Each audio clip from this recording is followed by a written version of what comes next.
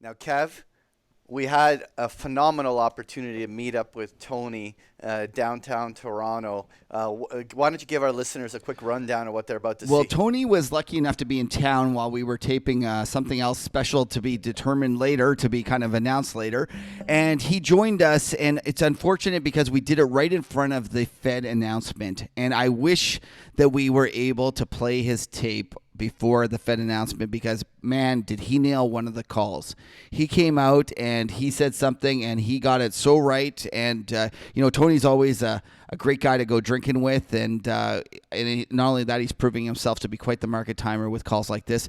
So it's unfortunate it's a little bit late. Just remember, he did this on Wednesday at 1 o'clock, well before any of these big moves that happened subsequent. So let's watch it. Well, a special treat for all you market huddlers out there.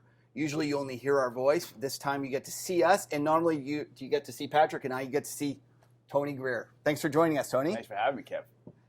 Well, it's we're actually taping this right in front of the FOMC, so we don't get to know in advance what's going on. What's on your mind in terms of what you want to talk about in terms of the market? I think Mario Draghi is trying to make gold great again, right? with his next level, dovish call. Right. It's kind of an extension of whatever it takes. He's prepared to cut rates even lower. The European bond market is absolutely soaring. Yeah. The pool of negative yielding securities is once again soaring, and it makes gold look interesting again. For sure. We're at a huge technical level, and it's something that you want to sort of be full size if we break through that level for the best bang for your buck, and that's where I'm trying to get to right now. Do you think it's going to break out? I do think this time. Yeah. I like him. Yeah. That's the type of goal. It feels good. It feels good, and I will give up on it in any split second. Though you have to know, I'm a trader. long-standing gold trader, right? And Right. when I see the failure, I know what failure looks like, and I will bail out at that point. I hope, but I'm also usually the one trying to push it through. Now, do you think we're going north of 1400 in this push? Because I see a lot of technical measure moves that I do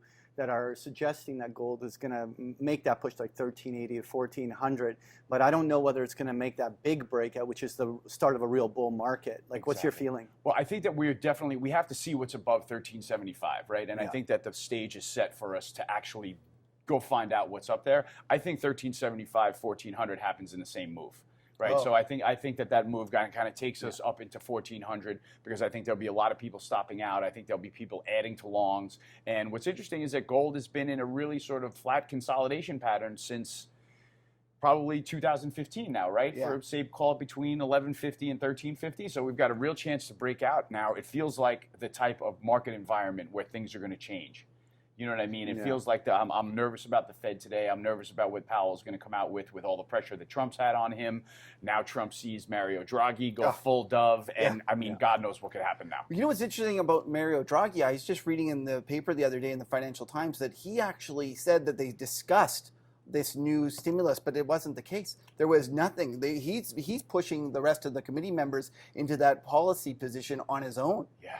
So it's like these central bankers have gone crazy, and when you combine it with the fact that Trump, the pressure that he's, we were talking about it a little bit earlier. This is unprecedented in terms of what Trump is doing. The story this week was mind-boggling. Yeah, That he's looking to see if he could unseat the Federal Reserve chairman. Yeah. I mean, that's I don't even know what to say about it. He's bullying. Yeah. He's bullying Powell into becoming more dovish than he and it's a should new be. paradigm. But what's unbelievable that you really have a tough time making a case for strict, steep rate cuts in the U.S. right now. Oh, Right? I know. mean, you have a really tough time making that case. The Unemployment's low. Inflation, although it's not plummeting, it's still relatively high. Our PMIs are still above 50, Yeah. showing expansion. The stock market's, a couple percent from the all-time highs, and we've got a president that is literally pounding the table on a rate cut just because he wants to watch the stock market go up. Well, the other thing that I find interesting is the fact that the Wall Street has managed to bully the market and Powell into pricing in 3 cuts. And I think that that's a really, really interesting spot for Powell to be faced with, because if he doesn't deliver those 3 cuts, the market's going to sell off, and what is that going to mean? And then it's going to be Trump on him all the more. So it's almost like Wall Street is teamed up with Trump and figured out that they can push him around. Yeah. And you want to say, at some point you want to shake some sense into the president and say, so if the economy keeps roaring along, what do you think rate cuts are going to do, right? I mean, it should cause some kind of a crazy inflation streak, which we haven't been able to cause. So I can understand their point there. but it just doesn't make sense. It doesn't make sense. In the What's your markets. over/under that we break to new highs on the S&P? I still think that the S&P is struggling to sideways.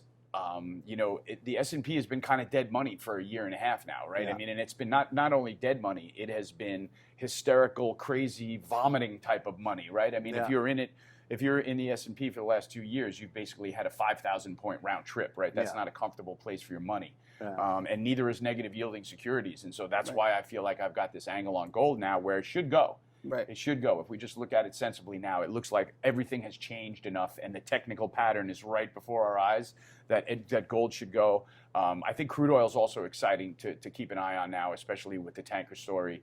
Mike Pompeo saying that Iran attacked the tanker. Right. Japan saying we saw flying objects before the tanker was attacked, sort of refuting the story. And we've got this crazy black and white video of, God knows what, where it came from or something like that we're supposed to believe is the Iran trying to take out a Japanese tanker, and I just can't buy into it.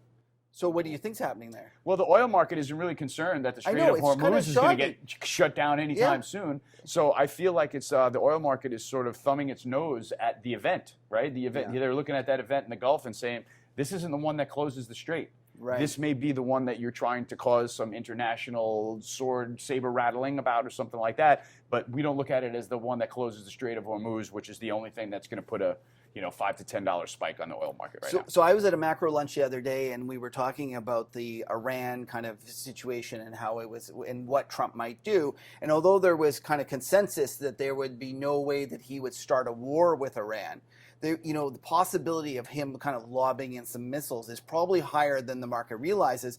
And then there was a really interesting fellow at the lunch that mentioned the fact that if you're Iran at that point, you don't respond against America. What you do is you go and you lob your own missiles at Goar. And he was telling me he was shocked at, it was news to me about how much of the world's population or the world's production of oil comes out of that one field. We all know that it's the biggest field in the world, but in terms of the production and the capability, you could take out that one point of contact with a very easy bomb. Yeah. And it made me go out of this lunch and think to myself, everyone's out buying S&P puts to protect their portfolio in case something goes wrong. I almost would rather own crude oil calls. Yeah. Yeah. Because I think there's a chance that we could have $100, $200 oil if something really heats up. Wow. That's a big number, but I mean, Are you bullish on oil? I'm kind of neutral right now, to be totally honest with you, Patrick. I was bullish for the move to 66, and then it literally reached one of my technical targets, and I let out all of my length, and I said, I really want to be flat oil here, but long oil volatility. That's a call that I made on Real Vision, and oil volatility luckily spiked a week or two later, great call. big time. Yeah, it was big. It was a good call. I managed to be long a put and a call, so I made a little bit of money. But in broadly speaking, Patrick, no, I still think it's kind of 40-60 range bound. I really do. I think the Saudis are going to do everything they can to spark another production cut and try to get it going on the upside again. But the problem is they've got spreads have collapsed now, right? So since spreads collapse, it's not as appealing for hedge funds to get in with negative carry in the oil market, right? They like to get in when there's a steep backwardation and they can earn $1 on the rollover or something like that. So I think that may have washed a lot of length out.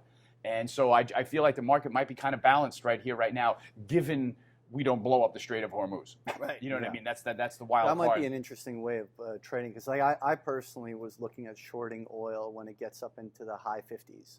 Once we get in, I that's think you the guys upper. are insane. But with your idea though, at the same time, owning some out of the money call options as a hedge against that. That it gives you that insurance that if something does happen, you've got that tail risk priced in. I think that's an interesting way of playing it. Okay, so go ahead. No. I was just going to say I like your oil upside call potentially because the vol will work with you if it goes up. Right. You know what I mean? So I think that you might get an even bigger vol bang on the upside if oil spikes than you will in the VIX if the S&P goes down. Right, you're absolutely right. So that's what I think that you might be able to make a big play there. That's why I like that call. Okay, so we're getting tight for time. We're going to ask for your last opinion. Everyone's talking about bonds. What do you think about the bond market? Oh, man. I mean, I've got 2% as my line in the sand. And, I literally just recently tried to fade this move right now with an IEF short. That's the 7 to 10 year Treasury ITF.